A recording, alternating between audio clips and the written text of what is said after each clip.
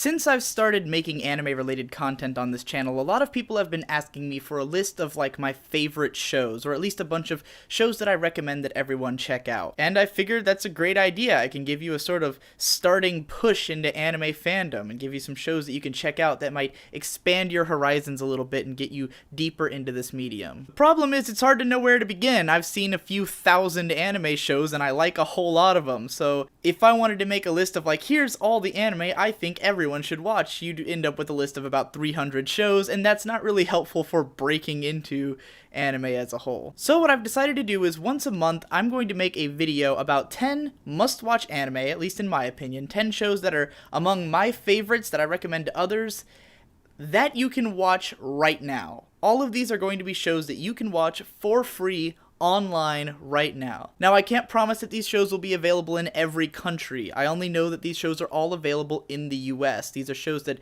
I was able to find.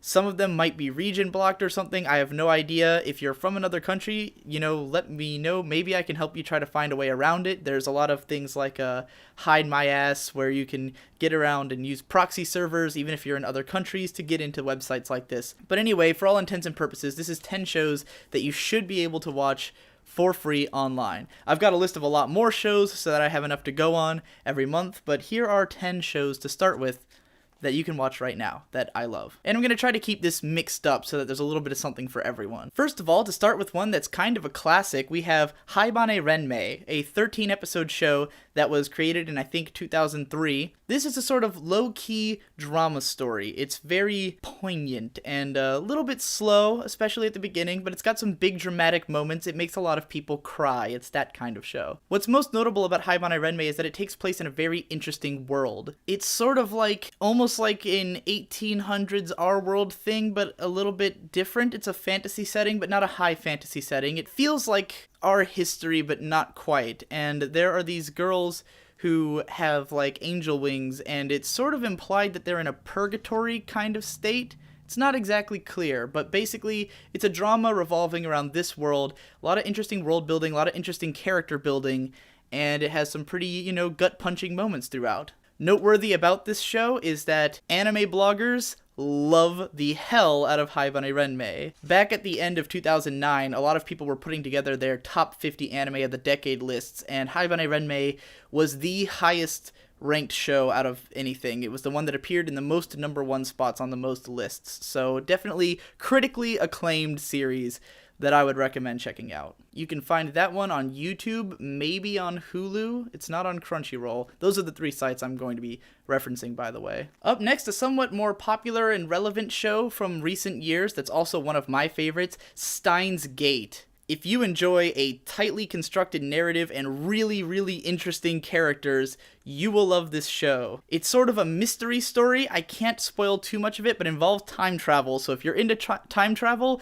this show does a lot with time travel. It's one of those where the time traveling gets incredibly complex, and if you're into that kind of thing, definitely give this show a shot. I would describe it as, it's a drama, but it has a lot of comedy elements. The first episodes of it are mostly character build-up and set up for what's going to come later. You don't really get into the plot of the show, the real meat of it, until later in, but the dialogue scenes in these early episodes are amazing. Some of the funniest shit I've seen in anime happens in these early episodes. The characters are just a blast to watch. Fantastic voice acting in the Japanese version. I was already ready to consider this show a favorite before the plotline even really became apparent. And then when the plot did become apparent, it became a lot more dramatic and interesting and gripping.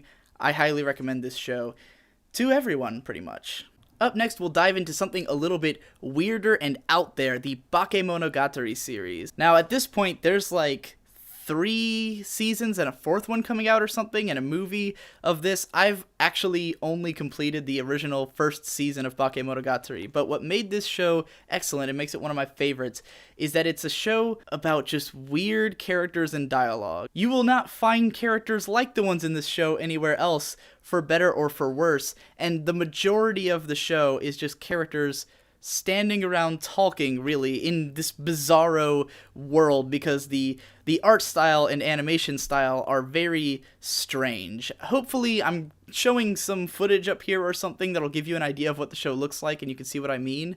It's by Studio Shaft and the director Akiyuki Shinbo, who've done a lot of shows in this nature. But it's sort of a mystery show, a supernatural mystery show, but the real draw of it is the character interactions and how interesting and or strange they are, and the character development. It's hard to even compare it to anything because nothing really feels like it, but if the prospect of a show that's all about characters just having interesting conversations appeals to you, give this one a shot, and be warned that it's gonna be out there. Getting back more into the action side of things, there's Darker Than Black, which is a cool, noir-influenced, very pulpy show that takes place in a dark, futuristic Tokyo. And it's about people with special powers who are criminals and or crime fighters with lots of cool supernatural powers. And what makes the powers in the show cool is that each person who has powers has a remuneration, where basically every time they use their powers, there's something they have to do obsessive compulsively afterwards. Like the main character, every time he uses his powers, he then has to gorge himself on food, just eat shitloads of food. And it's interesting to see how these powers and the remunerations work. It's a very tightly constructed show. It's the kind of show that when you go back and watch it again, you'll notice all kinds of things you didn't notice the first time that sort of clued you in to what was going on later in the story. So if you're into that kind of thing, that sort of narrative structure, definitely give this one a watch. It's very cool, has a great soundtrack by Yoko Kanno, one of the greats who did, Cowboy Bebop and stuff like that. So give that a watch. Up next, another one of my all-time favorite shows. This is another one that's only, I think, 11 or 12 episodes long, but it's a drama, and it's called Horo Musuko, also known as Wandering Son. This is a show entirely about gender identity issues with a cast of middle school kids. It's about a young boy who likes to dress as a girl, and his best friend is a girl who likes to dress as a boy. And it's about the sort of interpersonal drama between these characters, all of their friends, the society around them at large. It's very, very low-key. There's lots of, I guess, melodrama would be the word, but it's not blown up in a way that's obnoxious, is how I'd put it. It's very interesting and fun to watch. I love all the characters in this show. One of my favorite characters in anime is in this show, so for the characters alone, I definitely recommend it. And if you're interested in gender identity issues, you should go no further. This show has a lot to say about them. It's very interesting. The story doesn't really have an ending or a beginning, because it kind of adapts a few volumes out of the middle of the manga. Doesn't start from the start or the end, but you can watch it standalone and still understand it, I think. Next up on my list, if you want to watch something that is dark, violent, and depressing, and disturbing, I recommend Shiki. Shiki is a horror anime, and it's just creepy and disturbing, and it gets to be sort of a war story. It's like a microcosm of a war between vampires and humans. And I know that sounds really cheesy, but the way it's presented in the show is very interesting. And this show has really out there character designs, sort of strange feel to it that makes the whole thing feel unique and distinct from anything else that deals with vampires. It brings up a lot of really interesting moral questions and sort of has you picking sides in its conflict. Do you want to side with the humans or the vampires? Because both sides have some really interesting characters as well as some real shitheads who make you sort of question who you're supposed to be rooting for. And in the end, it is a big, bloody mess. So if you want to see something like that, it's definitely worth a watch. Next up, diving back into drama and romance categories, we have Honey and Clover. This show is about a bunch of college students. I believe it starts with the main character when he first is a freshman, and it sort of goes throughout his college experience.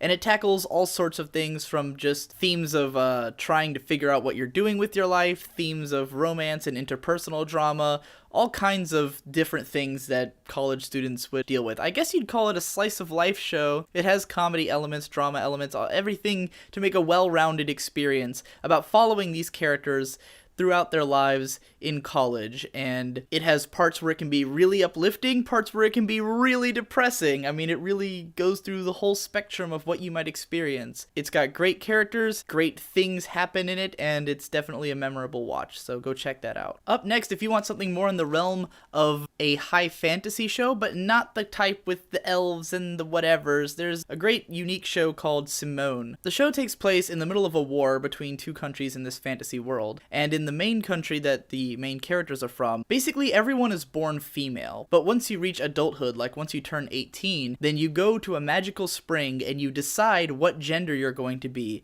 for the rest of your life. Needless to say, once again, this is a show that deals a lot with gender identity issues, a lot with interpersonal drama, as the main characters are all maidens. They're all girls who are on the cusp of reaching adulthood. And basically in this universe, then the people who pilot the sort of ships, or I don't know how to describe them, they're these really weird kind of gunships that the characters pilot. Only girls who haven't yet decided their gender and become adults can pilot these things. So during this wartime, all of these girls are sort of going through their adolescence while on the front lines of this battle, and they're allowed to, if they want, go make a decision at any time and stop being a warrior, but you know, they're kind of trying to figure out what they're doing with their lives while they're in the middle of this crisis and, you know, try to figure out where they're going to go from here. It's got a pretty big cast of characters. All of them are very interesting. It's got an interesting world and stuff. It's just a really cool, unique show that I highly recommend.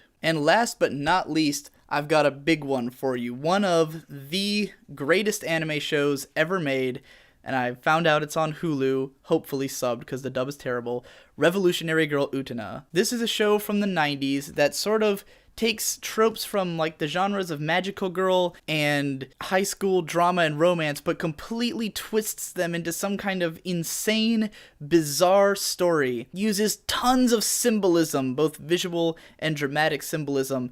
It's a art show. This is the kind of thing that deserves to be analyzed, deserves to be talked about in schools and stuff like that. It's a very deep, intricate show with a lot going on thematically. I'd actually say this is again a show that mostly deals with identity and coming of age, sort of like Simone. It's about characters trying to figure out who they are, where they're going, what they're doing, but it handles this in a much more obscure and symbolic way. This show was actually made by the people who worked on the later seasons of Sailor Moon, and they had been trying to integrate some of these elements into that show, but then they decided that they wanted to make a show that was less needing to be mainstream. They wanted to do one that's not so much a kid's show, and so they went and made Revolutionary Girl Utena, and it's definitely not a kid's show. I don't know what much else to say about it than what I've said, but I definitely recommend it to anyone if you are the kind of person who wants to watch classics, if you want to see like what